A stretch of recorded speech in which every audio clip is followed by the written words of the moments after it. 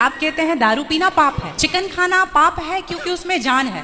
दारू में ऐसी कौन सी चीज मिली होती है कि उसको पीने से पाप हो जाता? अगर आप पी के कुछ गलत कर रहे हैं तो फिर गलत है क्यों? और अगर दारू में नशा चुकी होता है, अगर वो पाप है तो फिर तो पुड़िया खाना, सिगरेट पीना, सारी चीजें पाप में आ जाएंगी। पाप अलग विषय है, अभी मैं समझा देता हूँ आपको। जब हमारा देश गुलाम था जी, तो एक अंग्रेज ने एक पंडित जी की कनपटी पे बंदूक रखी और अंग्रेज ने कहा, ये पंडित जी यहाँ आओ, तुम बड़े पुजारी हो? हाँ पुजारी हैं। हिंदू हो? हाँ। आज मैं तुम्हें गोली मारूंगा।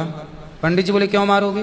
बोले, आज 4 चीजें तुम्हारे सामने हैं। पहले, पराई स्त्री लाके रख दी, तुझे आज इसके संग रहना है। दूसरा, मांस रख दी, आज तुझे मांस खाना है।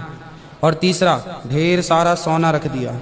इतना सोना तो रोज भीख मांगता है ना, ले जा सोना। और चौथी, दारू रख दी, शराब। इन चारों में एक चीज तुझे लेनी पड़ेगी। बोल, क्या लेता है?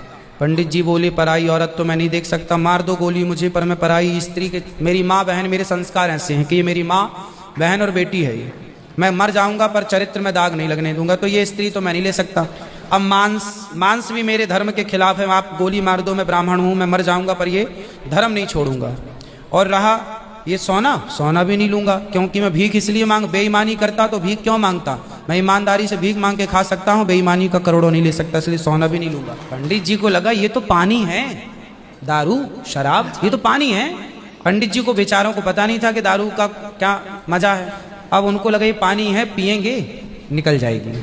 पानी समझ के पंडित जी ने बोला कि चलो, गोली कनपटी में बंदूक रखा है, चलो पी लेते हैं। पंडित जी ने दारू पी, और जब दारू पी ली तो दारू जब पी तो नशा चढ़ा। शराब का जब नशा चढ़ता है तो इंसान नहीं रह जाता। जैसे स्त्रियों को, जिसको ऑपरेशन होता है ना जी, तो रीढ़ की हड्डी में डॉक्टर एक इंजेक्शन लगाते हैं, जिससे शून्य हो जाती है। वो अंग क्या हो जाता है? कोई भी ऑपरेशन में डॉक्टर आपको शून्य कर देता है। उसी तरह शराब आपके मस्तिष्क को, आपके सोचने विचारने की क्षमता को शून्य कर देती है। आप ये निर्णय नहीं ले पाते कि क्या सही है और क्या गलत है। अब पंडित जी जब नशे में झूमने लगे तो वो उस स्त्री को छेड़ने लग गए, ए यहाँ जा, नशे में। तो यही तो प्रश्न था मेरा गुरुजी कि वो नशे में ऐसा कर रहे हैं तो गलत है। अगर जो बोलते हैं हम जेंटलमैन पैक पीते हैं, हम 2 पैक पीते हैं या 3 पीते हैं। अच्छा ये बताओ, नशे में करने लगे तो गए, वो नशा आया कहाँ से?